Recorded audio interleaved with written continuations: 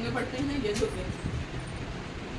यजुर्वेद को पढ़ने से पहले एक चीज़ समझ लीजिए, जो ये वेद ब्राह्मण ग्रंथ जो बनाया गया है, ये वेदों को अच्छी तरीके से बताने के लिए, उनका उच्चारण, उनका अर्थ बताने के लिए, ब्राह्मण ग्रंथों को बताने के लिए बनाया गया। वेदों के उच्चारण के लिए ब्राह्मण ग्रंथों को बनाया गया।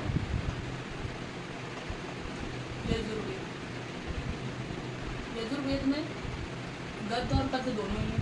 पद्य और गद्य दोनों हैं। इसमें यज्ञ के नियमों और विधि विधानों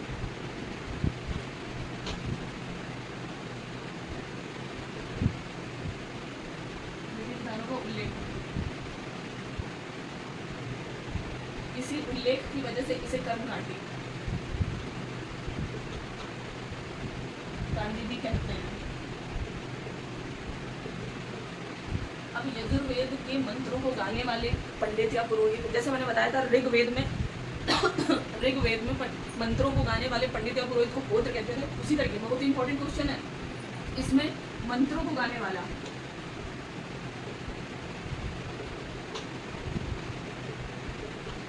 पंडित या पुरोहित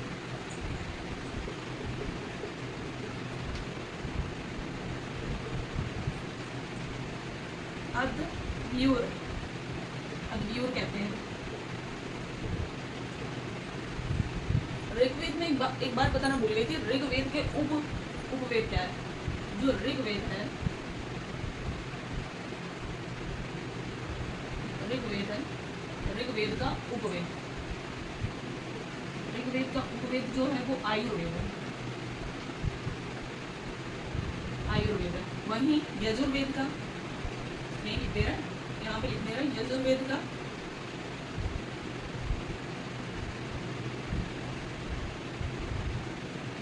का उपवेद जो है वो धनुर्वेद है। और इसके ब्राह्मण ग्रंथों का बात करते हैं। ब्राह्मण ग्रंथ, इसके बारे में ब्राह्मण यहीं से बता रहे हैं, आप नोट कर लीजिए, सुनते रहिए। यजुर्वेद के ब्राह्मण ग्रंथ जो है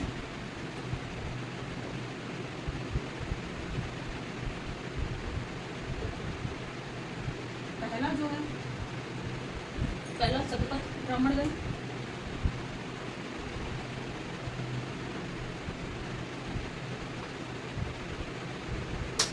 वहीं दूसरा है त्रैतरीय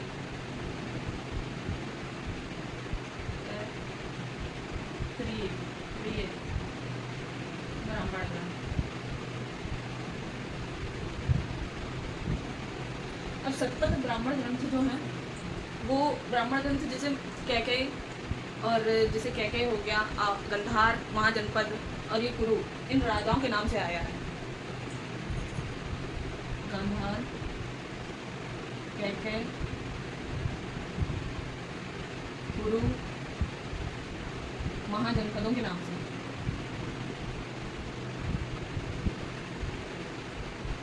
महाजनपदों के नाम से लिया गया।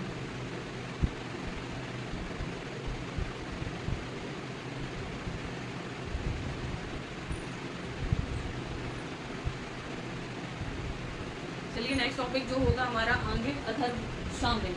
सामवेद के बारे में चर्चा करते हैं, बारे में बात करेंगे, जो कि है सामवेद। तो हमारा टॉपिक सामवेद। सामवेद क्या है? सामवेद के विषय में अगर बात करते हैं तो सामवेद हमारा गाना, लय, सुर, राग, इस पर डिपेंड करता है। ये होता है सामवेद।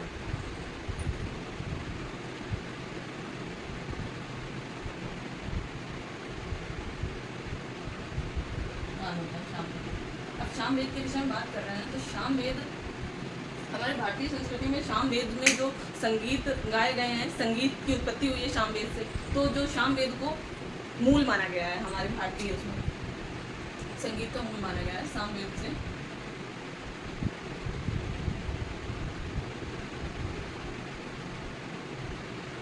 सुर, की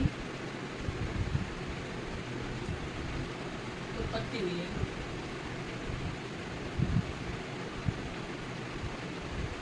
इसलिए इसे मूल माना गया। नोट करते रहिए, नोट्स बना लीजिए, कुछ इंपॉर्टेंस ही है। सामवेद में मंत्रों का उच्चारण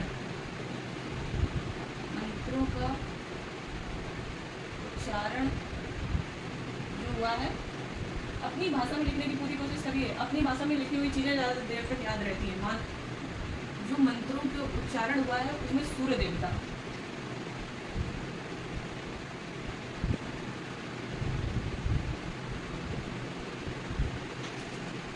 की स्तुति हुई है, ठीक है। वहीं जो इसमें उपवेद है, सामवेद का उपवेद, सामवेद का उपवेद है गंधर्व।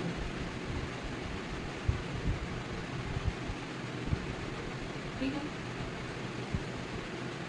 और इसको सामवेद में उपवेद जो है वो गंधर्व वेद है।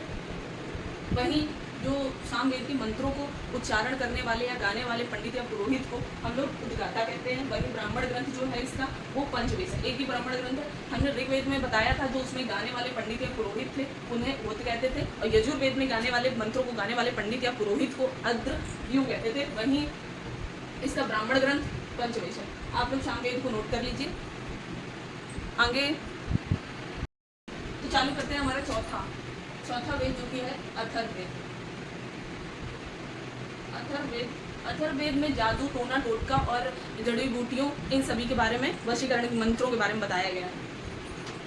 जादू, टोना टोटका, जड़ी बूटियां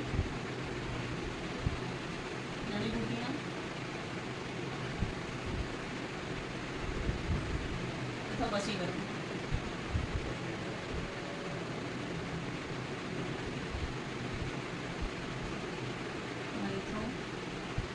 बारे में, ठीक है। वहीं अथर्ववेद में जो मंत्रों को गाने वाले पंडित या पुरोहित को क्या कहते हैं? मंत्रों को गाने वाले पंडित या पुरोहित, ठीक है, ये याद रखिएगा, ये इम्पोर्टेंट क्वेश्चन है। पुरोहित को ब्रह्मा कहा गया है, ब्रह्मा कहा गया है। यहीं हम लोग इसके उपवेद के विषय में बात कर लेते हैं। इसका जो उपवेद है अथर्ववेद का, जो उपवेद है अथर्ववेद के उपवेद, जो हमारा अथर्ववेद है इसमें उपवेद जो है वो है शिल्पवेद। और अथर्ववेद का ब्राह्मण ग्रंथ जो है, इसका ब्राह्मण ग्रंथ है गोपद, ठीक है। इसी अथर्ववेद में ही अयोध्या व काशी दोनों का पहली बार नाम लिया गया था।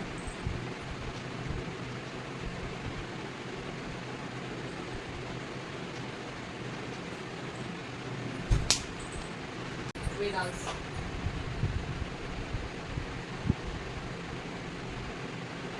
वेदों को सही ढंग से जानने और समझने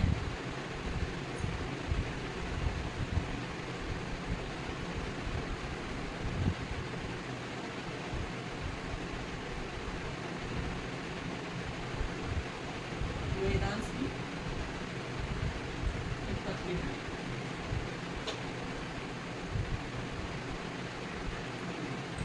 जैसे कि हम जानते हैं कि वेद को जानने के लिए कि वेद क्या चीज़ है, उसको समझने के लिए वेदांत शब्द की उत्पत्ति की गई है। और वेदांत के प्रकार कितने हैं? वेदांत कितने प्रकार के हैं?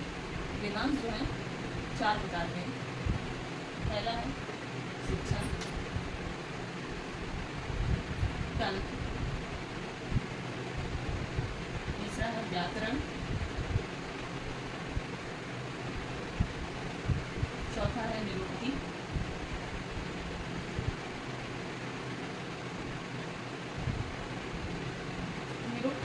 पांचवा है छंद, छठा है ज्योतिष। ये 6 जो है ये हमारे वेदांश के प्रकार हैं। वेदांश के प्रकार इंपॉर्टेंट क्वेश्चन है कि प्रकार क्या है वेदांश के प्रकार, शिक्षा का व्याकरण, निरुक्छंद और ज्योतिष, जैसे कि आप देख रहे हैं। चलिए यहीं से ये वेदों का चैप्टर खत्म करते हैं। कुछ इंपॉर्टेंट चीज़ें हैं जैसे कि रामायण के विषय में, महाभारत के विषय में, पुराण ग्रंथ, इन सभी के विषय में कुछ जो इम्पोर्टेंट क्वेश्चन जो आ सकते हैं उन्हें जान लेते हैं, उन्हें समझ लेते हैं। देखते रहिए आप लोग। रामायण पहला तो यही थी, इनके रचयिता कौन है आप सभी को पता होगा, महर्षि वाल्मीकि।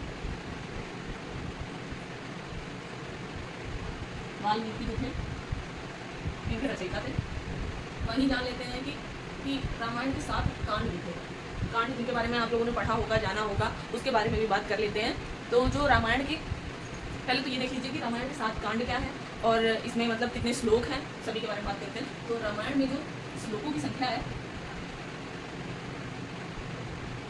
श्लोकों में संख्या जो है वर्तमान में वो 24,000 है। ठीक है ना, वर्तमान में 24,000 है।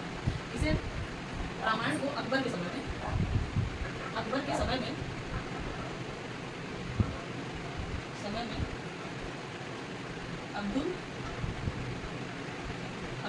कादिर बदायूनी, ये इंपॉर्टेंट है, देख लीजिएगा। अकबर के समय में अब्दुल कादिर बदायूनी ने जो अपनी रामायण है इसे ना फारसी भाषा में अनुवाद किया था।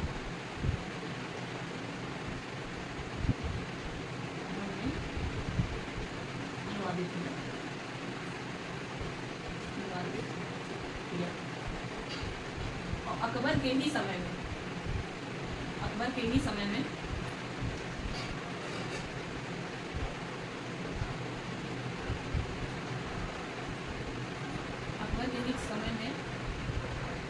जो रामचरितमानस है,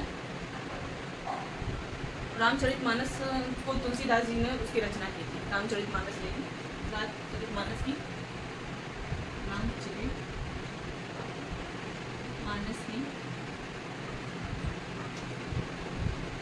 तुलसीदास जी ने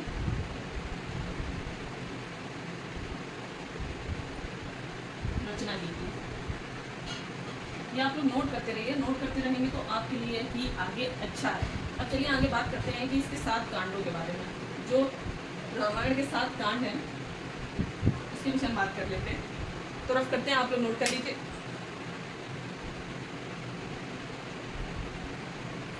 हाँ, और एक और चीज देख लीजिए कि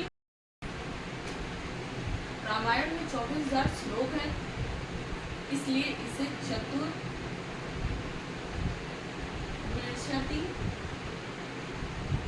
सहस्री संहिता कहा गया है। ठीक है, यही अब इसमें इम्पोर्टेंट जो है, इसमें 7 कांड है, रामायण के 7 कांड है, उसके बारे में जान लेते हैं। रामायण के जो 7 कांड है, बालकांड पहला है, अयोध्या कांड,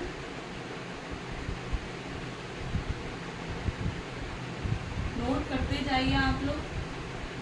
बालकांड, अरण्यकांड,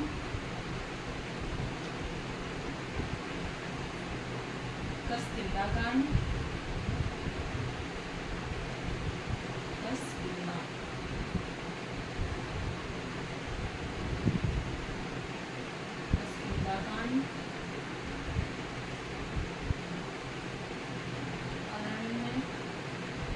सुंदरकांड,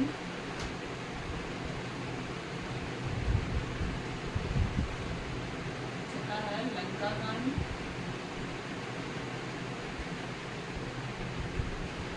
बाल, अरण्य, अयोध्या, कस्तिल्ला और 7वां है उत्तरकांड। ये हमारे 7 कांड है।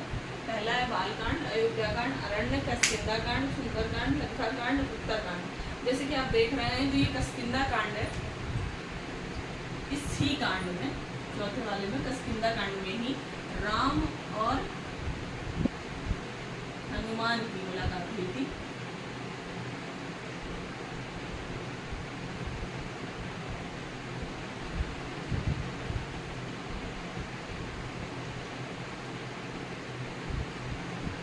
राम जी और हनुमान जी की मुलाकात हुई थी। चलिए इसके आगे पढ़ते हैं। हमारा ये टॉपिक यहाँ से रामायण खत्म करके महाभारत का, महाभारत के विषय में भी जान लीजिए, ज़्यादा जरूरी है। जो नॉर्मली लोगों को पता होती है उतनी जानकारी, नॉर्मल से थोड़ी सी ज़्यादा नहीं होगी तो पेपर क्लियर हो सकता है। चलिए महाभारत, महाभारत जो है सबसे पहले तो इसके रचयिता देख लीजिए, महर्षि लिखने की गलतियों पे मत जाना, वेद व्यास। महर्षि वेद व्यास जो है वो इसके रचयिता हैं। और इसी के आगे जैसे कि मैंने दोनों चीज़ों को कनेक्ट करते हुए पढ़िए। रामायण में मैंने 24,000 श्लोक पढ़ाए थे, तो उसमें वर्तमान में 24,000 श्लोक हैं। वहीं महाभारत में श्लोकों की संख्या वर्तमान में 1 लाख है। 1 लाख, इसीलिए इसे 1 लाख होने की वजह से इसे सती सहस्त्री संहिता संहिता कहा गया है। ठीक है ना। अब जो महाभारत में जो युद्ध हुआ था कौरव और पांडवों के बीच में, कौरवों और पांडवों के बीच में,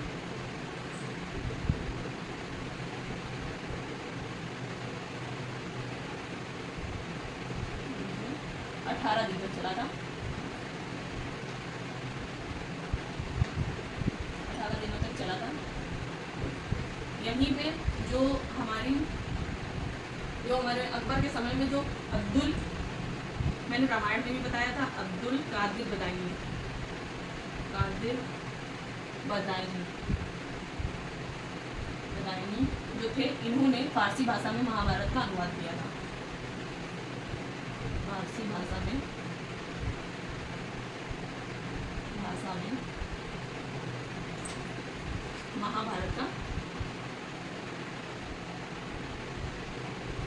महाभारत का अनुवाद किया।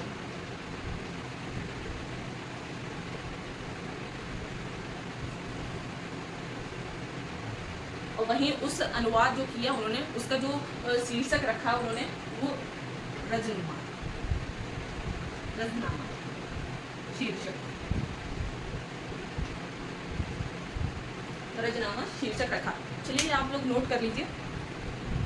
आगे बढ़ते हैं पुराण की तरफ, कि पुराण के विषय में आप क्या क्या जानते हैं, पुराण को किसने रचा। वहीं आगे हम लोग जैन ग्रंथ के बारे में पढ़ेंगे, उसके आगे हम लोग बौद्ध धर्म के बारे में पढ़ेंगे, बौद्ध ग्रंथ के बारे में, सॉरी।